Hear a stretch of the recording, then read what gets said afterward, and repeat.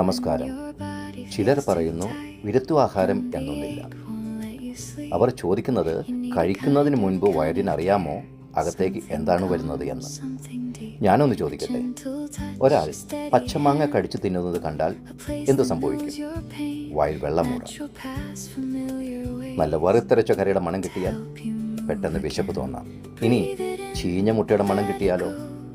വെറുപ്പ് തോന്നാം, വിശപ്പ് പോകാം, മനം മറിച്ചിൽ പോലും ഉണ്ടാകാം. അപ്പോൾ വയറിനെ എല്ലാം മുൻകൂട്ടി അറിയാമോ?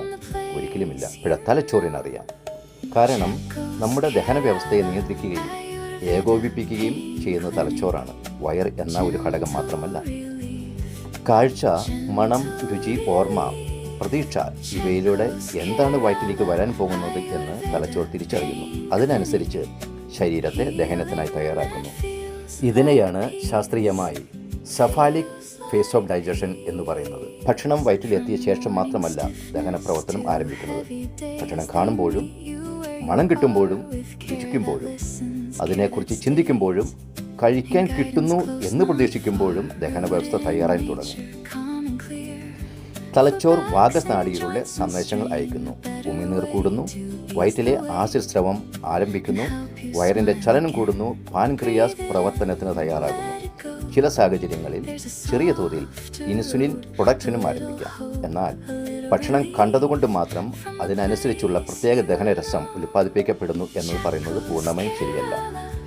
ഭക്ഷണം വായിലും വയറ്റിലും ചെറുകുടലിലും എത്തിയ ശേഷമാണ് അതിലെ ഘടകങ്ങൾ അനുസരിച്ച് കൂടുതൽ പ്രത്യേകമായ ദഹന പ്രവർത്തനം നടക്കുന്നത്. ഉദാഹരണത്തിന് ചോറ്, ബ്രെഡ് പോലുള്ള കാർബോഹൈഡ്രേറ്റ് ഭക്ഷണങ്ങളുടെ ദഹനം ഉമിനീരിലെ അമൈലേസ് ഏറ്റെടുക്കുന്നു. പ്രോട്ടീൻ വയറ്റിലെ ആസിഡും പെപ്സിനും ചേർന്ന് ദഹിപ്പിക്കാൻ തുടങ്ങുന്നു. കൊഴുപ്പ് ചെറുകുടലിലെത്തുമ്പോൾ പിത്തരസവും പാൻക്രിയാറ്റിക് എൻസൈമുകളും ചേർന്ന് പ്രവർത്തനക്ഷമമാകുന്നു. അതിനാൽ ശാസ്ത്രീയമായ ക്രമം വളരെ വ്യക്തമാണ്. ആദ്യം ഇന്ദ്രിയങ്ങൾ തലച്ചോറിനെ അറിയിക്കുന്നു. തലച്ചോർ ദഹന വ്യവസ്ഥയെ തയ്യാറാക്കുന്നു. ശേഷം അകത്തേക്ക് എത്തുന്ന ഭക്ഷണത്തിൻ്റെ സ്വഭാവമനുസരിച്ച് പ്രത്യേക ദഹന പ്രവർത്തനം നടക്കുന്നു. അതുകൊണ്ട് വയറ്റിന് ഭക്ഷണം തിരിച്ചറിയാമോ എന്നൊരു ചോദ്യം മാത്രം ചോദിച്ച് വിരുത്തുആഹാരം എന്ന ആശയം തള്ളിക്കളയാൻ കഴിയില്ല. വയർ ദഹന വ്യവസ്ഥയിലെ ഒരു ഭാഗം മാത്രമാണ്. തലച്ചോർ, നാഡികൾ, ഹോർമോണുകൾ, ദഹനാവയവങ്ങൾ, ഇന്ദ്രിയങ്ങൾ ഇവയെല്ലാം ഒരുമിച്ചാണ് പ്രവർത്തിക്കുന്നത്. അതിന് ശരിയായ ചോദ്യം വയറിന് അറിയുമോ എന്നതല്ല. ശരിയായ ചോദ്യം വയറ്റിലേക്ക് എന്താണ് വരാൻ പോകുന്നത് എന്ന് തലച്ചോറിനറിയുമോ എന്നതാണ്. ഉത്തരം അതെ. വിരുത്തുആഹാരം എന്നത് ഒരു യാഥാർത്ഥ്യം തന്നെയാണ്.